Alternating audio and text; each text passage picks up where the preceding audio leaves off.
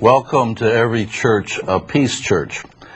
If you've been a regular viewer of this program, you know I open up my program with our motto, which is, the church could turn the world towards peace if the church lived and taught as Jesus lived and taught. Now that may be my opening statement or my motto of this program and of the organization, Every Church, a Peace Church. But it also reflects the lifelong study of our guest, an exciting and important guest, a scholar by the name of Dr. Glen Stassen. The name may sound familiar. He is the son of Harold Stassen, the former three-time governor of Minnesota. But that's a whole different story. And I'm sure that he'd be very proud of what his son is doing. Dr. Stassen is, let me give you a little background about our guest. He is a graduate of the University of Virginia in nuclear physics, receiving a bachelor's degree, then going on to Union Theological Seminary, where he received his Bachelor of Divinity. From there, a PhD in Duke. He has been a visiting scholar at Harvard University for several years. He is currently the professor of Christian ethics at Fuller Theological Seminary in Pasadena, California, and spent many of his years also as a professor of Christian ethics in the Southern Baptist Theological Seminary. And I want to welcome you, Glenn, to Every Church, a Peace Church. Thanks very much, Tom. I've been following some of your writings, and we're going to talk about some of your writings, which are very important writings in the role of peacemaking.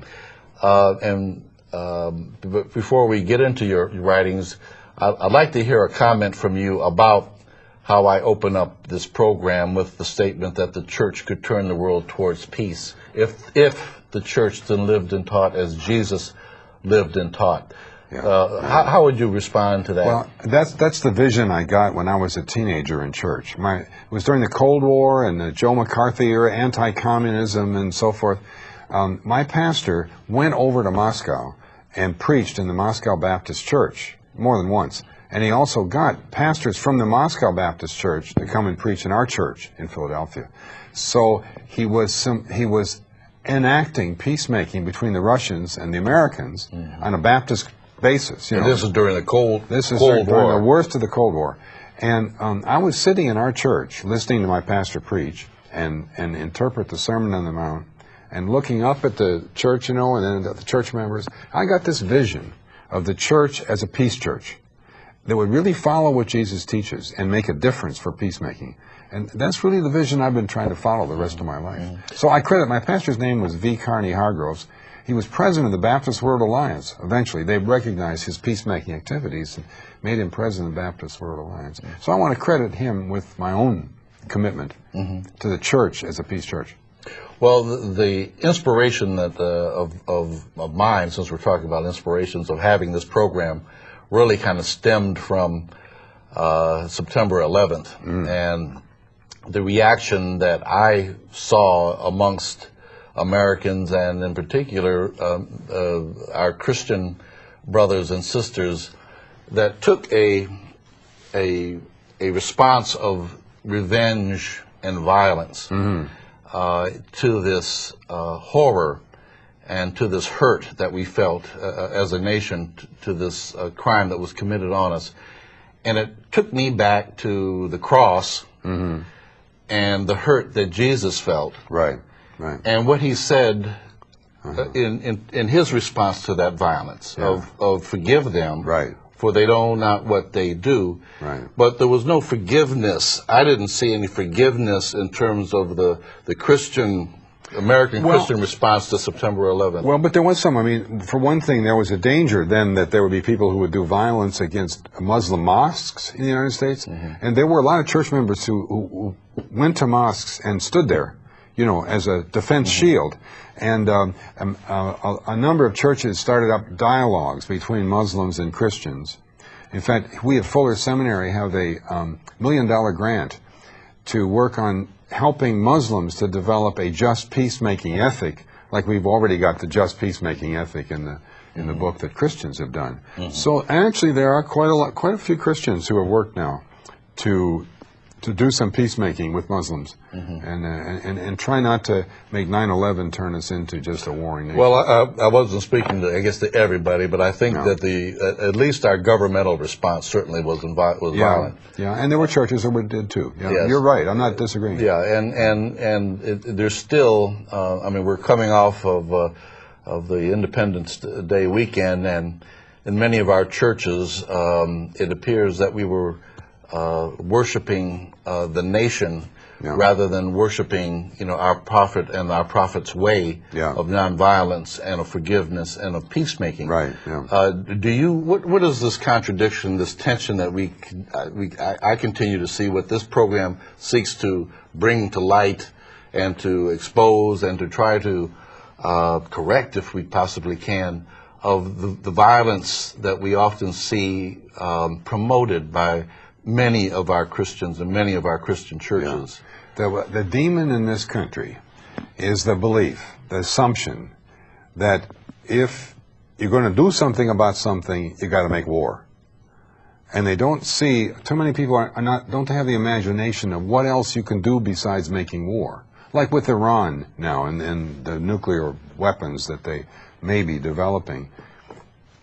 The war is not the solution, obviously. We've got to talk with Iran. We spent years refusing to talk with Iran and refusing to talk with North Korea.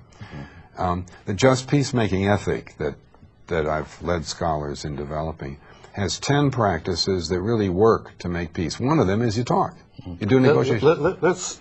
Let me just point out here, this is one of your books, right? Just Peacemaking. Yes.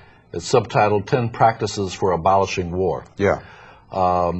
Tell the audience about just peacemaking. What are the practices that we can use?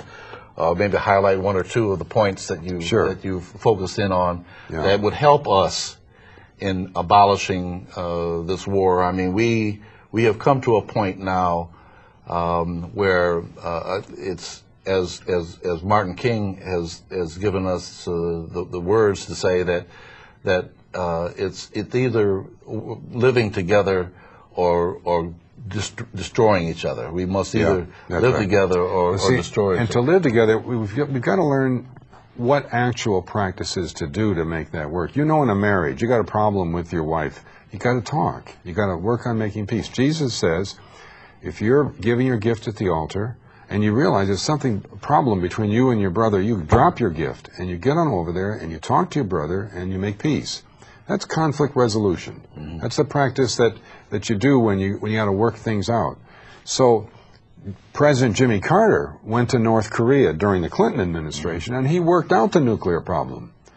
And a part of the solution was that North Korea agreed they wouldn't have these heavy nuclear reactors that can make bombs, but switch to light water reactors.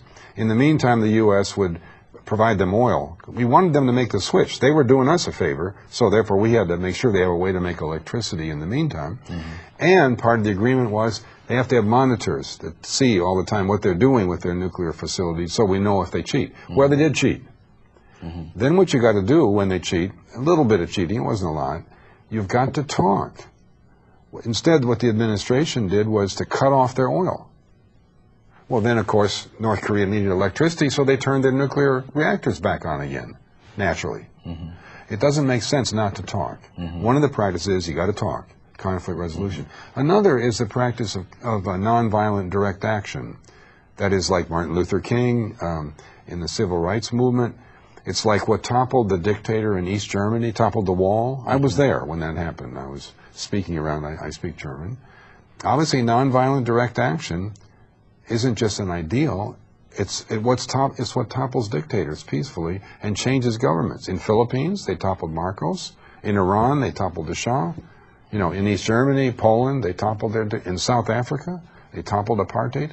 It's this nonviolent direct action. So those are just two. But they're grounded in Jesus' teaching, and they do, in fact, work in real history. We've got to learn these practices so we don't just flip over and say, oh, it's bad, let's make war. Well, you're using just peacemaking as opposed or in as opposite of the just war theory, or how do they relate? Yeah. Well, see, historically, we've had two ethics. There's just war theory, which says if the injustice that's happening meets these 8 criteria, then it's just to go ahead and make war. Or the pacifists say, no, war is never right. I'm a witness to Jesus. I can't make war. So they debate whether to make war. I like on the x-axis. I was a physicist. But there's another question, not just whether to make war, it's what do you do to make peace and to prevent the war? And so this is the y-axis, these 10 practices of just peacemaking, in the book called Just Peacemaking, that I put out, and they really do work. So it's like just war theory, except it's just peacemaking theory. It has 10 practices, and they work. All right. You're the professor of Christian ethics, and again, one of your principal works is a book that's called Kingdom Ethics. Right. And if we could show that graphic on the screen, Kingdom Ethics. What is Kingdom Ethics? It says following Jesus in contemporary context, Kingdom Ethics. What is Kingdom Ethics, and how does it relate contemporarily to where we are and what we're doing today? Yeah. Well, so much of Christian ethics, believe it or not, was being written without paying attention to the way of Jesus. They did philosophy and some social science and stuff like that. And I wrote this book along with David Gushee for the purpose of really paying attention to the way of Jesus in Christian ethics. It got the award as the best book of the year in 2004. Best book of the year in theology or ethics from Christianity Today, which is the largest Christian magazine. It's a pretty good book, and I recommend it. Kingdom ethics is you follow Jesus. And so we've worked pretty extensively to not just to praise Jesus in a vague way, but to pay attention to Jesus' specific teaching. Like Jesus says, you got a problem with your brother, you go talk with your brother and make peace. Okay, then you think through, what does that mean in our context? Well, it means conflict resolution. We should be talking with Iran. We should be talking with North Korea. And if my wife and I have a problem, I should be talking with her. And if one of my colleagues has a problem, we got to talk, not just be resentful. So you work out in kingdom ethics specifically what was Jesus teaching, and then what does that mean in our context? So utilizing the example of Jesus, we are looking at what he did. Yeah. And what he said, and what he taught. That's right. And applying it to today's world. That's right. Well, why is that so problematic amongst many of our denominations, the way we do? I mean, we call ourselves, and I almost hate to say it, it makes it difficult to come out of my mouth, but we call ourselves a Christian nation. And that all of our presidents, as far as I know, have been Christian presidents. Yeah. But all of our Christian presidents have, probably without exceptions, have ruled over conflict and violence and war. Yeah. From the beginning of our nation, we've slaughtered Native Americans as a Christian nation. We've enslaved Africans as a Christian nation.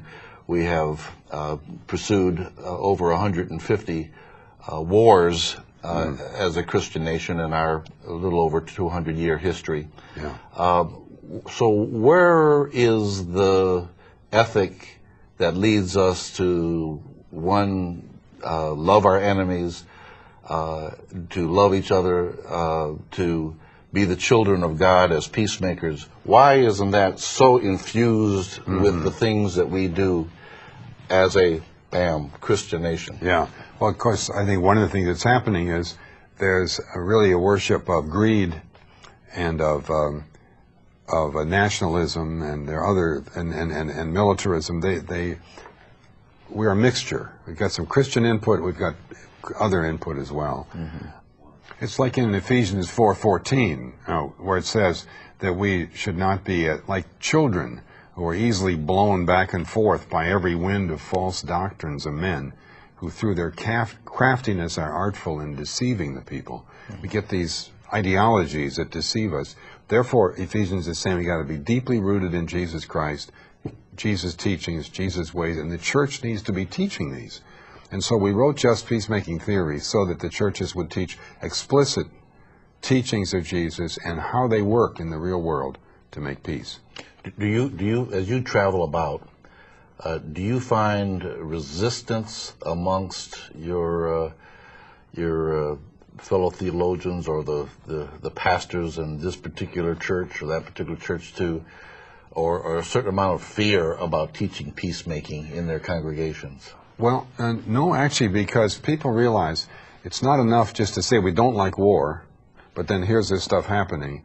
What are we going to do about it is the practical question. And just peacemaking is practical practices about what we can do about it. You can push for the government to go ahead and talk to the Iranians, you know, and work it out. You can push for the government to pay attention to international law and listen to other nations, so we're not just always going it alone and making the rest of the world angry at us. You can work on economic justice, like, you know, Bono and the One Campaign and Warren Buffett and Bill Gates and all giving money for justice and combating HIV, AIDS, and so forth in Africa. That's also a just peacemaking practice, working on justice. And if we work on justice also for Palestinians and for Muslims and Arabs, then they don't have as much anger to make recruits to terrorism. So I find people are really interested in what does really work. They want to know what works. What saddens me, as you mentioned it, and I think, I don't know if you agree, but I do believe that the Israeli-Palestinian conflict is the primary cancer that has metastasized in Iraq and in Iran and different places around the world, in other secondary cancers of violence. And if we can kind of get to the root of this particular conflict, so much of the hatred and the flame of hatred would be dampened. Yes, yes. And what saddens me is that in the Near Eastern tradition, the tradition of the area is to sit down and talk, and to work things out. But in Israel, you know, they're always saying we don't have a partner. There's no partner in peace. They continually find ways of not sitting down, and they continue to find ways to oppress and use violence against their neighbor. And I'm wondering how we can. How do you respond to that? Well, either in terms of the Christian ethic, because there's many.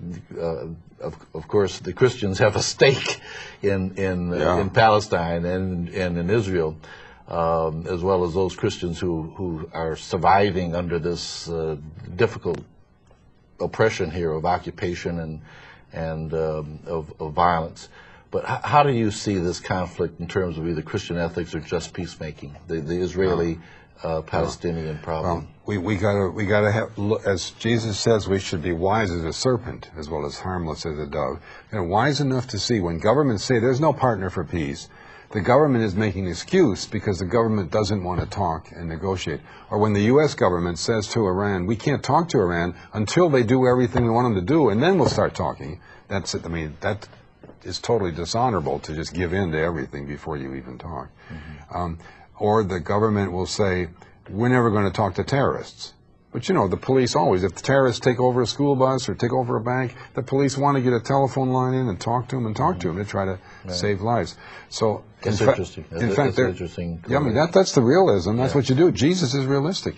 So there was now the Palestinians got this one Israeli army guy, you know, that they've captured, and Israel is doing all this military stuff. There's a rabbi, Menachem Froman, who has worked with Palestinians, and they've been working out a solution to get the Israeli army guy back and work out a peaceful way to solve the whole thing. The government has shut down Froman and made it illegal for him to talk with these other Palestinians and prevented them from carrying forth the talking they're doing, and instead they're sending in their military.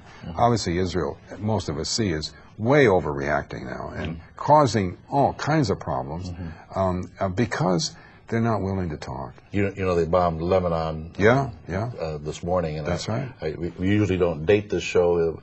Almost all of our programs over the past 4 years, we could repeat, and there would be the same thing going on. But it just brings a whole new dimension to know that this conflict, that this Israeli soldier is being used by the Israeli government in order to again batter it's really an exercise in genocide when you cut off water and cut off food and cut off supplies to millions of people. Right. And see, the problem is, I mean, there are solutions. You can talk. In the past, Israel has traded some prisoners for the return of Israelis who got captured. I mean, they've had ways to solve this in the past. It's not like, oh, there's nothing to do. They've demonstrated already they can do this. Well, again, what the Palestinians are saying is that, you release our mothers and our aunts and our grandmothers from administrative detention. Release our children from administrative detention. And there's this type of bargaining here. But again, there is a refusal to negotiate, refusal to talk, refusal to meet mind on mind, heart to heart, and as a result, we've got bombs and being thrown by missiles and bombs being carried by people. Our responsibility is for Christians in churches. You and I are Christians. We are part of every Church of Peace church. What I'm really eager for is for Christians to understand what are the Christian ways of peacemaking. Remember, Jesus wept over Jerusalem saying, you don't know the practices that make for peace. You're going to get destroyed. Our job is to teach the practices of just peacemaking in churches so that when these things happen, like we're seeing, Israel and Palestine and so on, that we've got an ethic that enables us to imagine what are the right things to do, like talking, like doing nonviolent direct action, like doing some economic justice, 3 that we've talked about out of the 10. I want Christians not to be just empty-minded about, okay, we should be for peace, but what do you do? I want Christians to know the specific practices of peacemaking that Jesus taught and that really work. And they're in the book Kingdom Ethics. They're also in the book Just Peacemaking. Well, one more thing. I mean, we're working with Muslim scholars now, and they're developing a Muslim just peacemaking theory, parallel with our Christian just peacemaking theory. The absence of the Sermon on the Mount from many of the foci of the ministers and the pulpits of our nation is disturbing. The third Sermon on the Mount is something that you're particularly interested in. Help us. What brings your interest, other than it's a wonderful expression? I was in Israel, where apparently in the area where the Sermon on the Mount was given. It's as it looks over the Sea of Galilee, and it was quite a moving experience to repeat Matthew at that place. But tell me, what's your interest in it? Well, I've got a major discovery. The Sermon on the Mount has been interpreted in the context of idealism, 19th century German idealism and Platonic idealism, as if, oh, wouldn't it be nice if, somebody did this. But in fact, Jesus was not a 19th century German idealist. He was a Jew. The Sermon on the Mount is about practices of deliverance, what you do to get delivered. Like, for example, teaching about anger. Jesus didn't say don't be angry. Jesus says being angry leads you into judgment. So you got anger, then you go talk with your brother and make peace. It's the way of deliverance.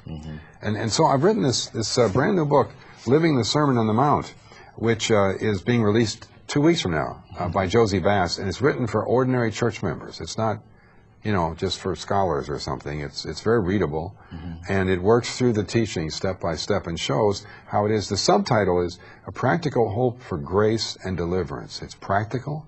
It's the way of deliverance from the way we get stuck. And I just said one about, it's not just don't be angry. There's no teaching in the New Testament, don't be angry. But anger leads us to trouble, so when you've got anger, what are you going to do about it? You've got to talk it through and make peace. And then another teaching is, you know, don't go around judging other people. Israelis and Palestinians are judging all the time, but think about the log in your own eye and take the log out of your own eye. Yes. So Israelis need to think about what improvements can we make that are going to move us toward peace. Palestinians the same. And Christians need to think, what improvements can we make in the teaching in our churches that make the way of Jesus and the Sermon on the Mount concrete and practical so we really see how to live it? Well, I think that would be an important guide to bring the Sermon on the Mount out of the literary idealism and into as a practical agenda for action and reaction. That's right. That's what living the Sermon on the Mount does. It's a beautiful teaching that Jesus has given us as a way to go as we face violence, as we face disagreement in the world. If we are truly the Christians that we believe us to be, then we do need to pay much more attention to what Jesus has taught us. And I know that's your main mission, and it's certainly an important mission of this program. And every Church Peace Church, and as well as many peacemakers are out there in the world that are again in their own either speaking to Jesus in the way that Jesus wanted us to act, to see ourselves as brothers, to see ourselves as common expressions of the God Spirit that is in us as human beings. That if we can recognize the God in each one of us, and not look at the complexion or the religion or the doctrine, once we're able to touch that spirit, then we're well on the way to fulfilling what Jesus has asked us to do and to be the children of God that God has asked us to be. Right, exactly. Again, I want to thank you so much, Glenn, for being here. Thank you for asking. If you're interested in knowing more about Glen Stassen, you can go on the website there that we've been showing throughout this program. You can go on Google and just type in Glen, Glen, Stassen, Stassen, and or you can go on Amazon or go to your local bookstore. Look forward to his new book that's coming out probably by the time this airs. Living the Sermon on the Mount, A Practical Hope for Grace and Deliverance, Glen H. Stassen. Thank you so much for being with us today. Again, thank you, Glenn. Thank you, now. We want you, Glenn and I, want you to seek peace, find peace, and most of all, be peace. How long will it be till the world can finally see?